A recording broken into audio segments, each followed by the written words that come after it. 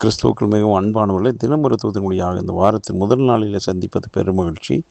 இந்த நாளிலே லூக்காதின சுவிசேஷம் 2 வசனம், உம்முடைய இரட்சண்யத்தை என் கண்கள் கண்டது என்றான். சிமியோன் சொல்லக்கூடியதான ஒரு வார்த்தை. குழந்தை இயேசுவை கைகளில் ஏந்தினவனாய் இந்த வார்த்தையை சொல்லக்கூடியதான ஒரு சூழ்நிலை. அன்பானவர்களே, அவனுக்கு தீர்க்க தரிசனம் நிறைவேறுதலான ஒரு நாள் தான். ஏன்னா இந்த இரட்சகரை காணும் வரைக்கும் அவன் உயிரோடு தான் இருப்பான். அதற்கு முன்பாக மரிப்பதில்லை என்ற அந்த வாக்கு அவனுடைய வாழ்விலே நடந்தது.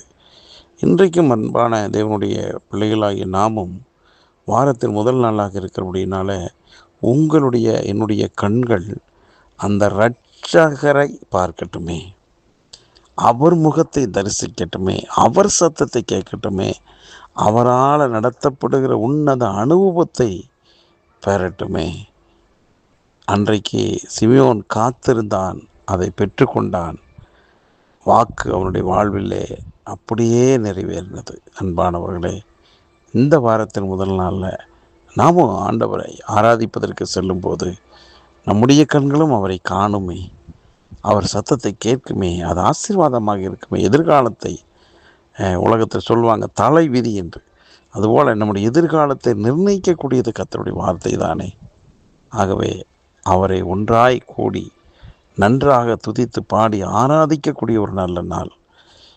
இந்த நாளில் அவரை புகழ்கிற வாயால் வேறு எதையும் புகழக்கூடாது. அவரை காண்கிற கண்களால் வேறு எதையும் காணக்கூடாது. நம்முடைய கால்கள் அப்படிப்பட்ட காரியத்திற்கு விலகி ஓடவே கூடாது பிரியமானவர்களே. ஆகவே ஆண்டவரை ஆராதிப்பதற்காக புறப்படுவோம். அந்த இரட்சகரின் கொடுக்கிற அவர் கொடுக்கிற சந்தோஷத்தை நாம் அனுபவிப்போம். நம்முடைய வாழ்க்கை இந்த வாரத்தின் முதல் நாளில் வெற்றியோடு ஒரு பிரசன்னத்தோடு தொடங்கட்டுமே. ஜெபிக்கலாம். நல்ல தகப்பனே, இந்த நல்ல வேலைக்காக நன்றி. சிமியோனுடைய வாழ்விலே ஆண்டவரே உம்மை கண்டான், அவனுக்கு அவ்வளவு மகிழ்ச்சி வந்திருக்கும். அதே போல் இன்றைக்கும் ஆண்டவரே, தேவ ஜனங்கள் தேவனை தரிசிக்கட்டும், தேவ சத்தத்தை கேட்கட்டும், தேவனோடு உள்ள உறவில் இன்னும் ஒரு நெருக்கம் உண்டாகட்டும். இந்த வாரத்தின் முதல் நாளில் வேறு எதையும் அவர்கள் காணக்கூடாது. உண்மை காணணும், உண்மை தரிசிக்கணும், உங்கள் சத்தத்தை அவங்க கேட்கட்டும் அப்பா. அப்படிப்பட்டதான நல்ல அனுபவம் சபை மக்களுக்கு உண்டாகட்டும்.